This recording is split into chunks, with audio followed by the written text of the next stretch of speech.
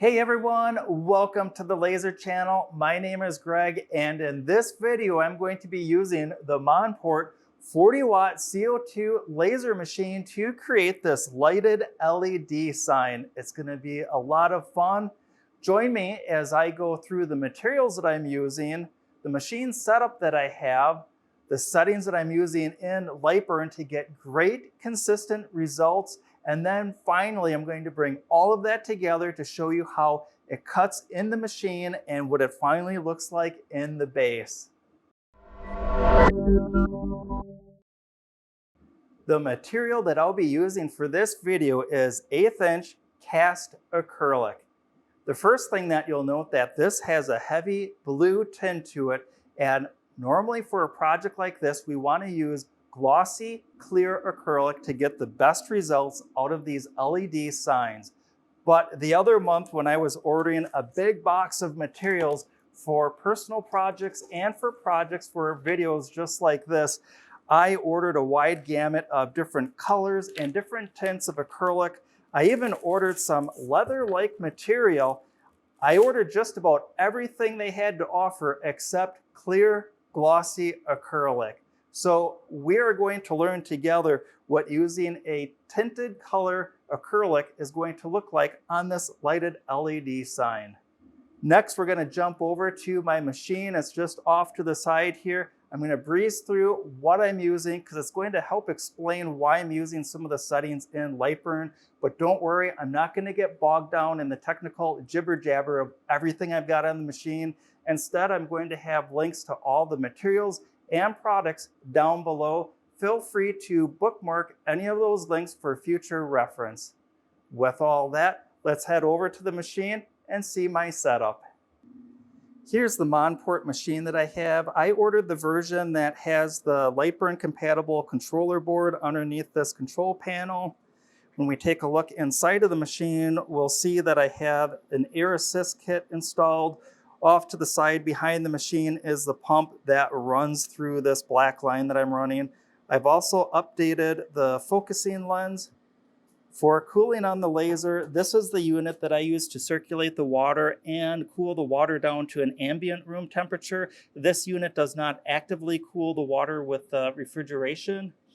Right now it's the winter months in Wisconsin, so I don't have too much problems with overtemp on the water. I actually have issues keeping the water warm enough, so I have this inline water heater installed. And finally, to exhaust all of the fumes out of the work area, I have this inline fan. Here we are in Lightburn software. I have the project already loaded in, and let's navigate over to cuts and tabs, and we'll see that I've got 3 layers here. I've got layer 12, layer 13, and layer 14. The first layer that I have is going to be the engraving of the graphic image, and let's check out some of the detail settings that I have. We'll see that I've got the speed of 150 millimeters per second, the max power at 15%. I have constant power mode on, bidirectional fill, crosshatch, and I have overscanning activated. And here's the key setting out of everything on this screen, and that is the lines per inch. This is set fairly low, and I found when I have this set too high, the acrylic starts creating, I call it like chalk dust. It creates this acrylic dust that starts spreading across the surface of the acrylic. And when the laser runs back over that, it kind of like packs that dust back into the engraving, and it's really, really hard to wash out. And then the engraving starts getting this like inconsistent texture to it. So I found when I greatly reduce the lines per inch down to about 100, I get some really neat results. The next layer that I have is a line layer, and we can check out the speed of 100 millimeters per second, power level of 20. And again, on that I have the constant power mode is active. This layer is going to trace everything that we just engraved. It makes sure that it's got nice clean edge detail on all of the graphic elements. And lastly, the last layer is the cutout for the sign. I measured out the base that I have, and this is a really great fit for that. When we look at the detail settings on this, a line speed of 7 millimeters per second with a max power of 28%. Constant power mode is on, and I can do all of that in one pass. The last thing that I need to do in Lightburn is when we make these lighted signs, we usually have the engraved side on the opposite side. So we want to look at the shiny glossy side facing towards us. It's just a really neat effect. So I want to mirror this because right now the engraved side would be facing us, and I want to have the shiny glossy non-engraved side facing us. And I'm just going to mirror everything. Everything's all set here in Lightburn. I need to go over to the machine and put the material inside. When I place the material in the work area, I'm going to use these little standoffs, and I found for my setup, when I use these standoffs, it'll bring the laser in perfect focus to the work material. I'm going to get these set up on each of the 4 corners. And to make sure that nothing shifts around during the project, I'm going to use some blue painter's tape and just put a piece of tape in opposite corners. We'll get the near one first. And then I'm going to get this far corner. When I'm cutting things like acrylic, what I really like to do is have that work material kind of right next to that exhaust vent. That way the fumes don't build up and linger around in the work area. They can just get evacuated right away. I've got this all set up. We're going to make sure that the project lines up with the piece of acrylic, so back into Lightburn. I'm going to start by hitting the home button, get the laser homed, and that looks good. I'm going to navigate over to the Move tab, and I'm going to select a rather large increment here, say 1 inch, and I'm going to use the keypad here and move this over. And while I'm moving the laser head over, I'm looking over my shoulder into that work area, and I'm just bringing my red spotter dot to somewhere onto the work material. That's kind of close, and I'm just going to change that move distance, something a little bit more fine-tuned. And I'm just going to kind of jot that over. I'm going to make sure that that is all safely within the work area. And we'll note on the work area in Lightburn, I've got this little crosshairs. That is the actual location of the laser head in the workspace. So all that's left to do here is highlight everything in my project, and I'm going to make that basically the starting point, because that, of course, is the start of where all the work material is. To double check that, I'll hit the frame button.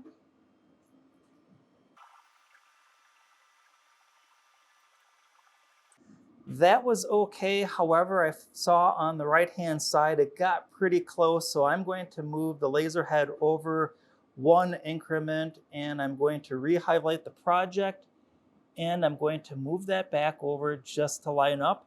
And I'm going to double check that one more time.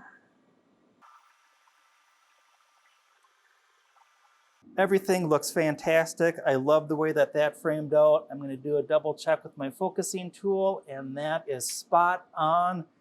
The only thing left to do is turn the air assist on, the vent on, and hit the start button.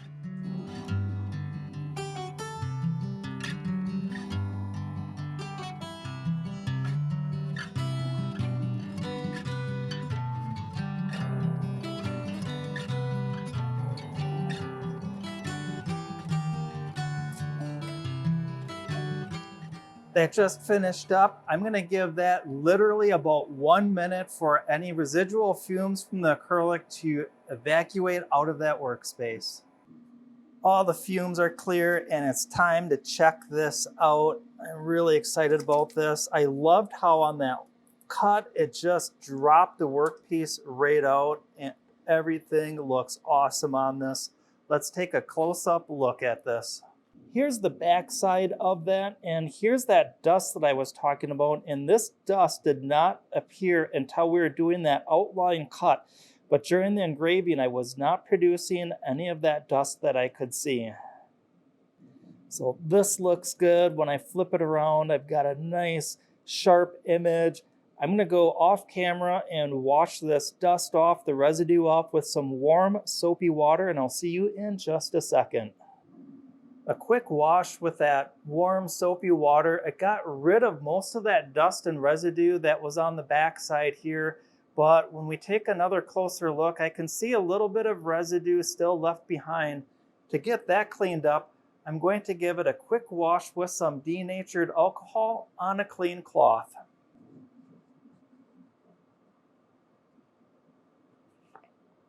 And we'll see now all of that haze that I had there left before, that is all gone. So this is nice and clean. I love all the detail. I like that trace lining that we did around the outside. Really cleans up the edge of that engraving. Here's the lighted sign from the very beginning of the video, the laser channel. Don't forget to like, subscribe, or ring that notification bell to know when future videos are coming out. But it's time to remove this lighted sign and replace it with the one we just made on the Monport machine. And check that out. I absolutely love how that color blue pops out on that blue tinted acrylic. The base I have also comes with the remote, so I'm going to try some of the different colors. I'm going to try the color red, and we'll see that the sign looks like it's basically turned off. When I try the color green, we get a little bit of light. When we go back to blue, it really pops. When I turn on white light, it still lights, but not with the same intensity. This is a fun project. It's quick. With the settings I have, it was really easy. It was also a fun experiment to see what using a tinted acrylic would do when we place it in the base. And as we found out that if you use the same color light as what the acrylics tinted, you really get the colors to really pop. But if you want a lot of variety and to use all the colors available in your lighted base, again, going with that clear glossy acrylic is going to give you the most variety. I just wanted to add in one quick thing, is that I am really impressed that the CO2 laser had no problems cutting out this acrylic in one easy pass. All the edges are nice and smooth. There's no bubbling or charring, and none of the edges are sharp. I don't have to go back and sand any of these edges. I enjoyed this video. I hope that you found it entertaining. Hopefully you learned something from it. If you got something out of this video, please consider liking the video, subscribing to the channel, or ringing that notification bell. Doing a number of those things really helps me out. It helps the channel out, and it's a great way to connect content like this with other viewers just like you. Until next time, learn, create, and share.